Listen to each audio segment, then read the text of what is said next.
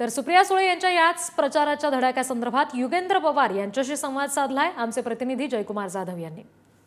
आता हे 7 मे नंतर काही लोक परदेशी दौरा करतील, त्यानंतर मग तुम्हाला कळेल, नंतर इलेक्शन झाले की कोणीही यातलं येणार नाही, मग याकडे कसं बघताय काय? आता जे काही लोक करतील, आता कुटुंब आमचं खूप मोठं आहे, त्याच्यामुळे ज्यांना जायचंय ते जाऊ शकतात आणि मला वाटतंय त्याच्यात काही चुकीचं काही गैर नाहीये। शेवटी फिरल्यावरच तुम्हाला जगात काय चाललंय हे तुम्हाला समजतं। पण बारामतीत उलट आम्ही जास्त वेळ देतो।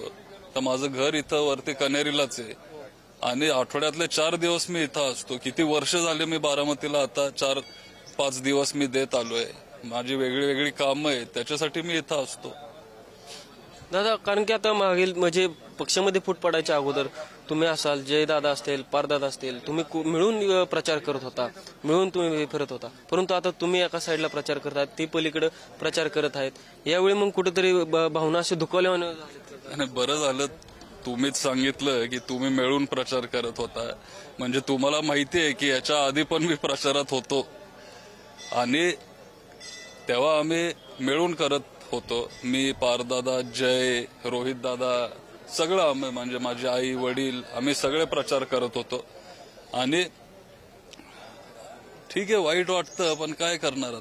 परंतु दादांनी हा निर्णय घ्यायच्या आधी कौटुंबिक काय चर्चा झाली होती का? म्हणजे काय कसं काय की बाबा हे निर्णय घ्यायच्या आधी, म्हणजे की तुम्ही दादा असं निर्णय घेताय, मग तू एकीकडे सगळे दादांकडनं सांगितलं की माझं कुटुंब 4 जण सोडले तर बाकी सगळे माझ्या विरोधात आहेत, असं दादांकडनं सांगितलं। मग या अगोदर कौटुंबिक चर्चा झाली होती का दादा तुम्ही असं नव्हतं करायला पाहिजे, असं म्हणजे काय चर्चा नव्हती झाली?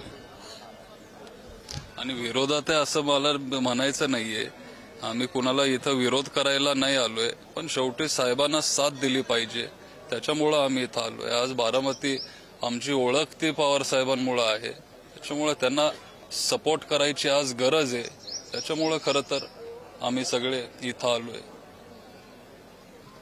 हे होते युगेंद्र पवार, त्यांच्याशी आपण आता संवाद साधलाय। व्हिडिओ जर्नलिस्ट निखिल करंदेसह जयकुमार जाधव, पुढारी न्यूज, बारामती।